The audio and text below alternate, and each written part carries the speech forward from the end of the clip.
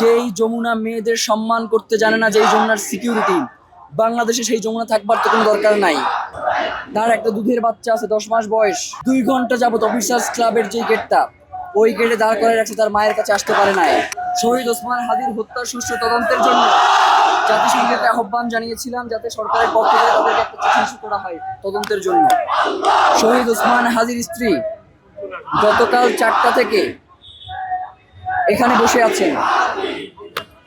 8 ঘন্টার মধ্যে তাকে এক ফোঁটা পানি গ্রহণ করতে দেয়া হয় নাই। এখান থেকে কোনো পানি ভেতরে প্রবেশ করতে দেয়া হয় না, খাবার তো দূরের কথা।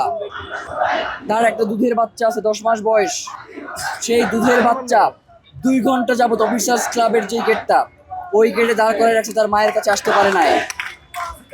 আমাদের কিছু ভাই বোন ওখানে তারা বসেছিল, ওরা এখানে আসে, কথা বলে আবার ভিতরে চলে যায়। বাহিরের লোকজনকে আমরা ভিতরে ঢুকতে দিচ্ছি না, আমরা শুধুমাত্র আমাদের প্রতিনিধি, কারণ শহীদ ওসমান হাদির স্ত্রীকে ওখানে একা রাখা যাবে না, স্বাভাবিক। তো সেই জায়গা থেকে আমাদের কিছু ভাই বোন ভিতরের দিকে প্রবেশ করতেছিল, প্রথমে তাদেরকে বাধা দিয়েছে, এরপরে তাদেরকে ধাক্কা দিয়েছে। আমি আপনাদের মাধ্যমে জানাতে চাই, আমরা এখন পর্যন্ত আমাদের 5 জন ভাই এখানে আহত অবস্থায় পড়ে আছেন।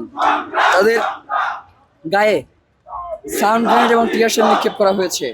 এরপরেও আমরা কোনোভাবেই যাতে শান্তি শৃঙ্খলা পরিস্থিতির অবনতি না ঘটে, এই জন্য আমরা জনতাকে শান্তপূর্ণভাবে এখানে অবস্থান করাচ্ছি।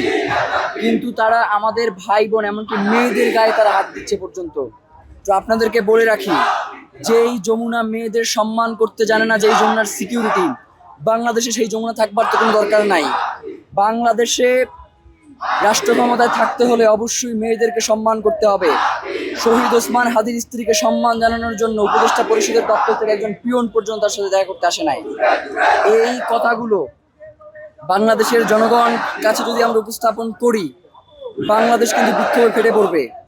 এই বিক্ষোভে ফেটে পড়লে যদি নির্বাচন কেন্দ্রে কোনো সমস্যা হয়, তার দায়ভার এই অন্তর্বর্তীকালীন সরকারকেই বহন করতে হবে। সেটা কোনোভাবেই জনতা বহন করবে না, কারণ জনতা দেখেন এখন পর্যন্ত শান্তিপূর্ণভাবে অবস্থান করছে, কেউ কোনোভাবেই উগ্র আচরণ করতেছে না। তো তারা যদি আমাদেরকে বাধা দেয় আমাদের কার্যক্রমে, তাহলে তো অবশ্যই লড়াই হবে।